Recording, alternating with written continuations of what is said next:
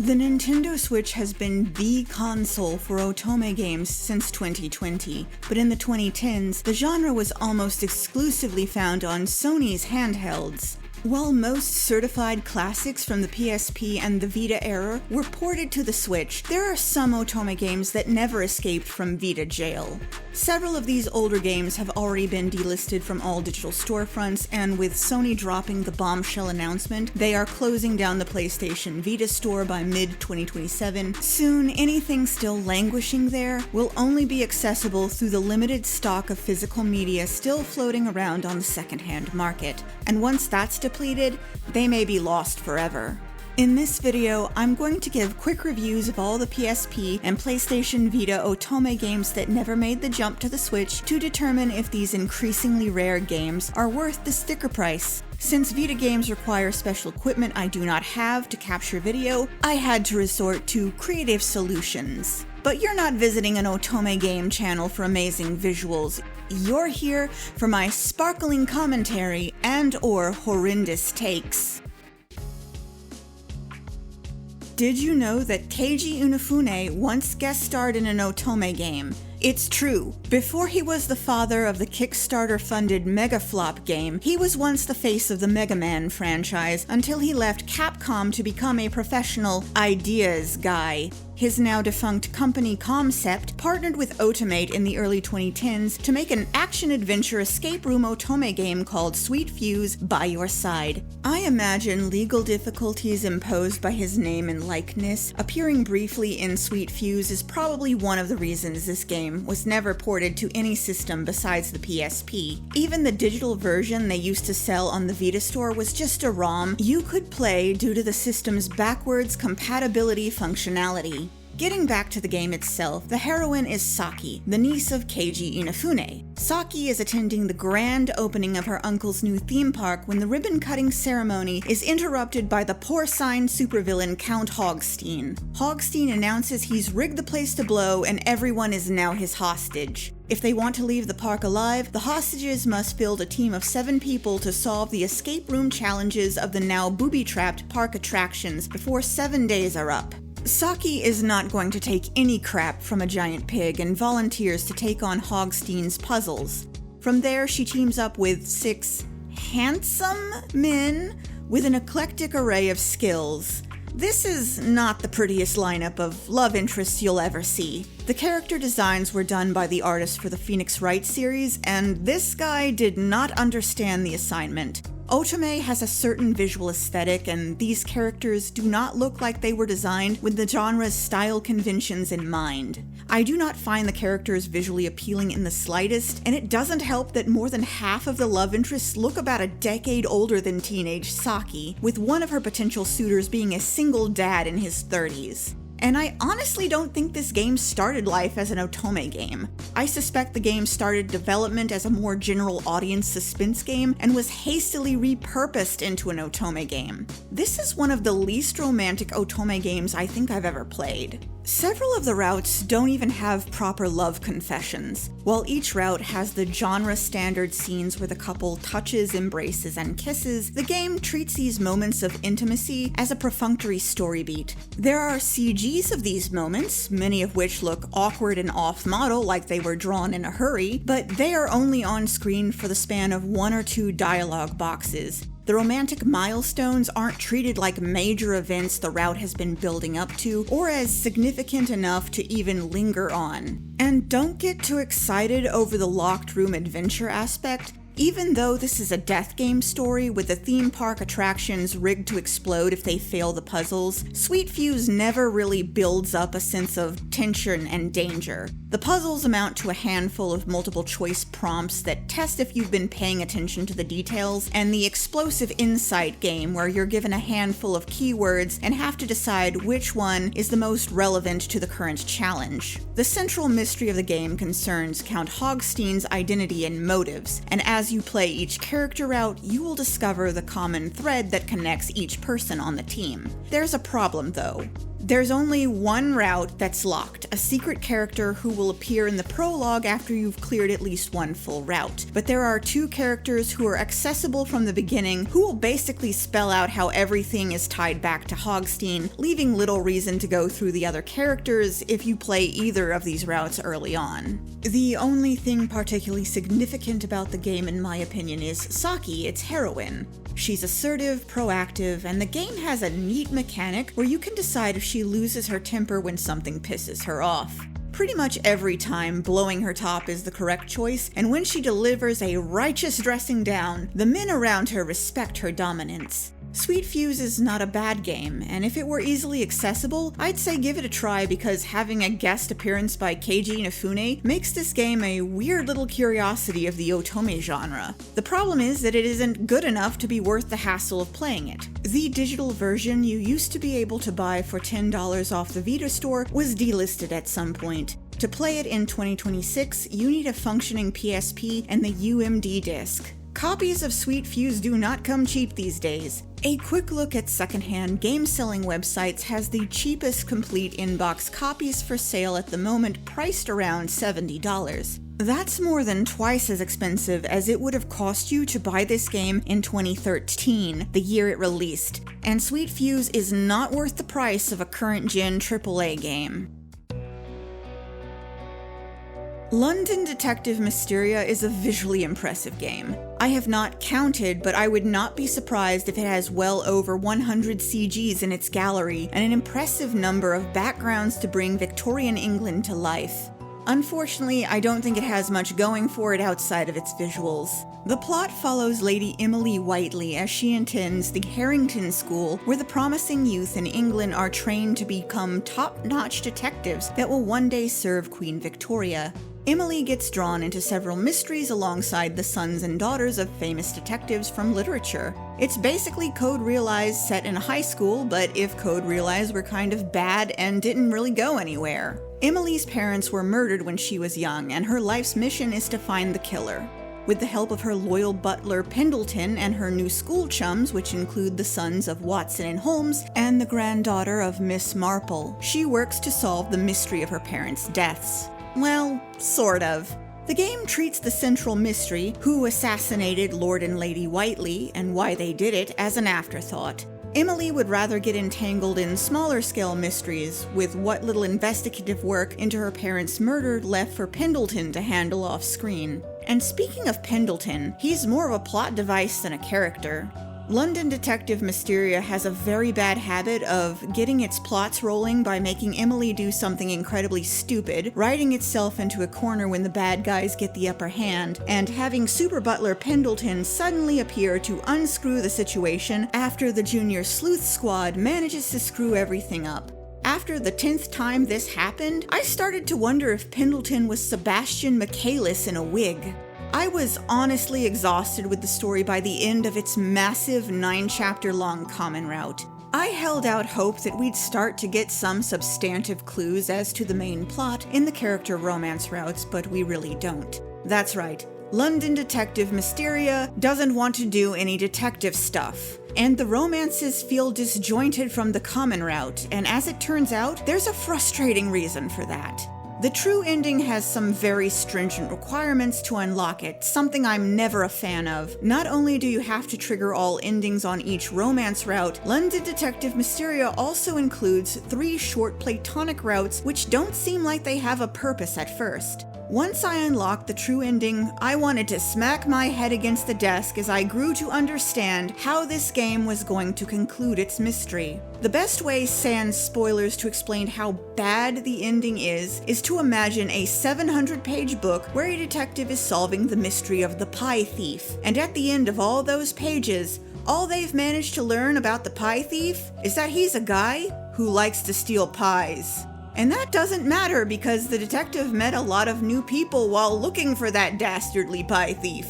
London Detective Mysteria completely wasted my time to deliver some "it was the friends we made along the way" messaging over an actual resolution. It's a mystery that ultimately ends with as many questions as answers. Worse, the ending renders any good parts from the romance routes completely pointless, as the romances can't exist in the same continuity as the canonical ending. To add insult to injury, the truth route adds several characters that were clearly supposed to be important because they appear in the game's opening credits sequence, but the story never explains who they are or what their purpose was supposed to be.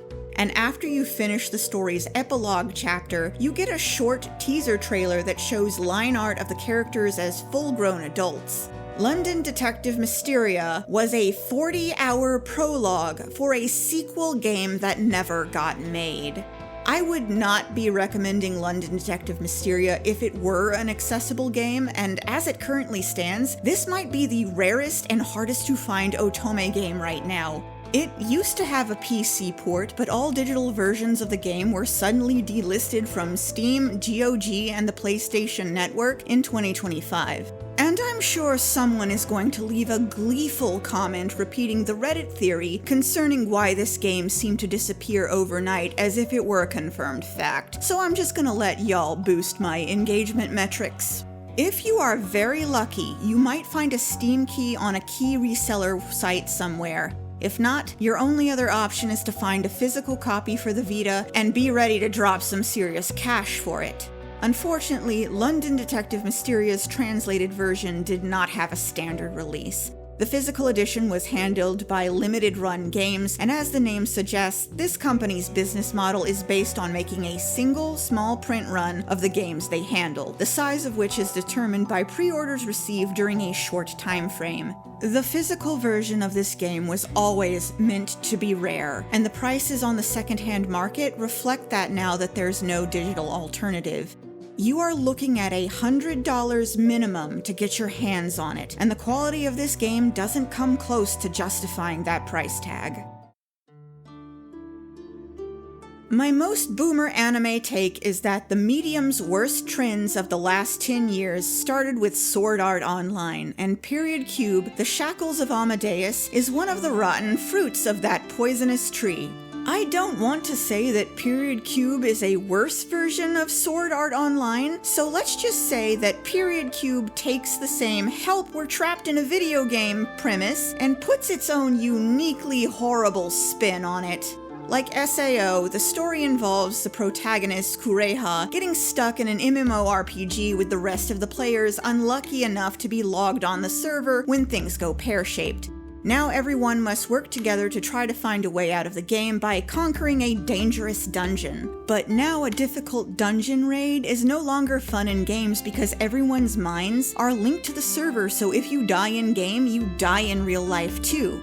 There is something special about Kureha's in-game avatar, as she has powers that fall outside the bounds of the game that just seem to have been randomly assigned to her when she was in the character creation. But of course, she has a secret connection to the game because her missing brother programmed it. And this being that kind of Otome game, instead of being a force to be reckoned with, she barely knows how to play a video game and spends most of the game cowering uselessly behind the male leads.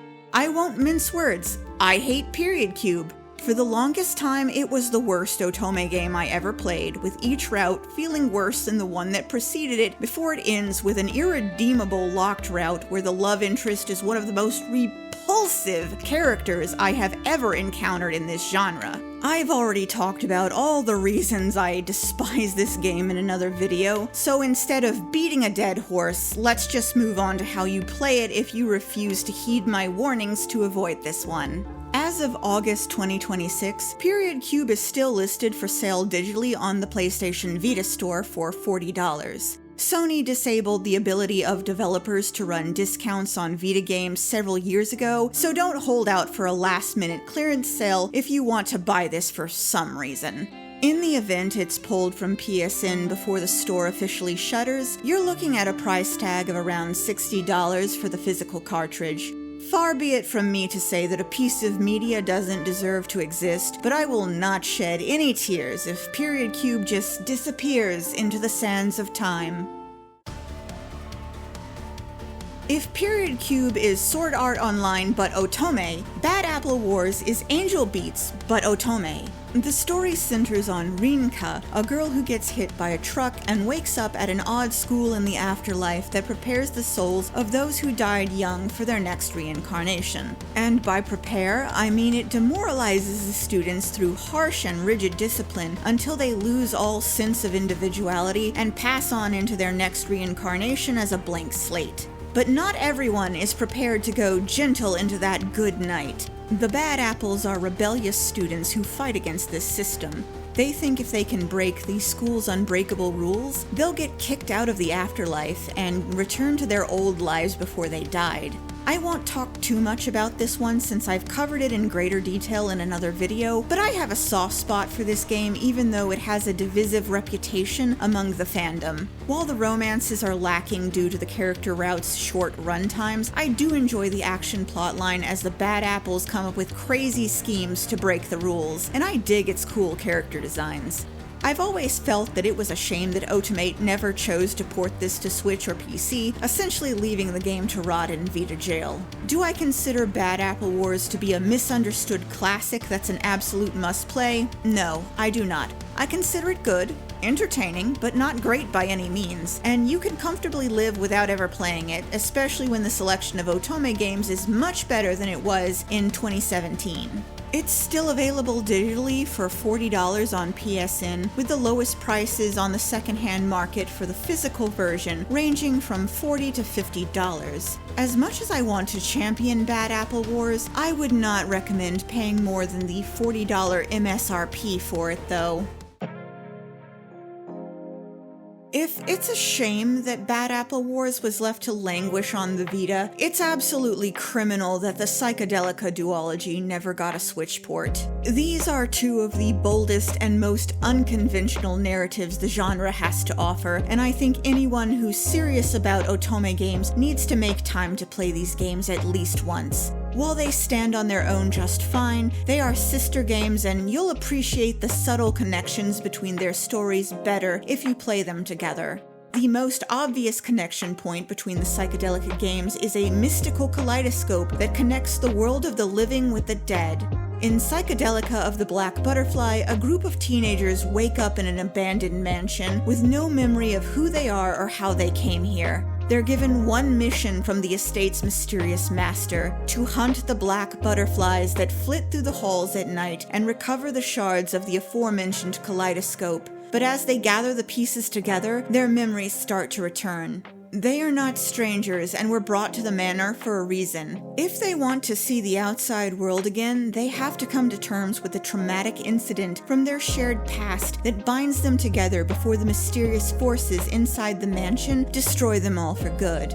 In Psychedelica of the Ashen Hawk, Jed is a girl tasked with finding a kaleidoscope that's gone missing from the local church. The town she lives in is divided between two prominent families who despise each other, and bad things will happen if the fragile peace between them is ever disrupted. Her search for the missing kaleidoscope will have Jed delving into the violent history between the clans of the Hawk and the Wolf, and discovering the tragic connection between the long-running feud and Jed's own identity. If Black Butterfly is about the weight of grief, Ashen Hawk is about the price of vengeance and how these forces bind people together. You could go so far as to call them anti-romance Otome games. Most of the romances are bittersweet at best and have depressing endings at worst, but I think you'll forgive these games for the low fluff content. Bucking standard romantic conventions lets these two tell some of the most unconventional and hard-hitting stories this genre has to offer. Both games are still available on PSN for $40 apiece, and you can even find complete in-box copies for slightly lower than that on the second-hand market. But the good news is that while the Psychedelica games never made it to the Switch, they did come to PC via Steam.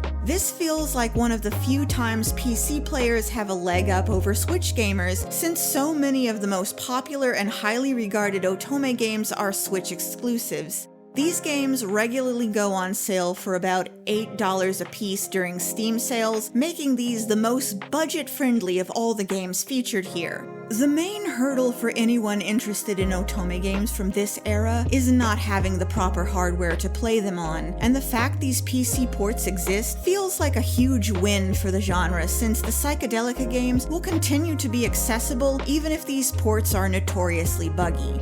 Because these games are so brilliant, it's worth toughing out the technical problems to experience two of the genre's most unique and challenging narratives.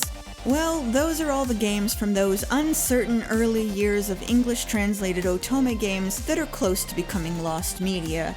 I made this video because the news of the Vita store's closure got online discussion going about these games, and I wanted to try to head off the panic buying, as most of these are already very expensive and guaranteed to get even pricier in the future. That's not to say that these games are gone for good. There's always a chance they'll get ported to a modern system somewhere down the line. If you've played any of these titles, sound off in the comments what you thought about them. If you weren't around for the PSP and PS Vita eras, feel free to leave a comment about those crazy retro game prices. Would you ever drop more than $100 on an out-of-print Otome game? If you found this video helpful, please give it a like, hit it with your hype points, and consider subscribing to the channel. I cover all sorts of fun stuff related to Otome, romance, and girly pop gaming here on Otome Beat. For a deeper look at Period Cube and Bad Apple Wars, I will link to the two videos where I go over those games in greater detail in my end card. Well, that's all for now. This has been Otome Beat. Thanks for watching.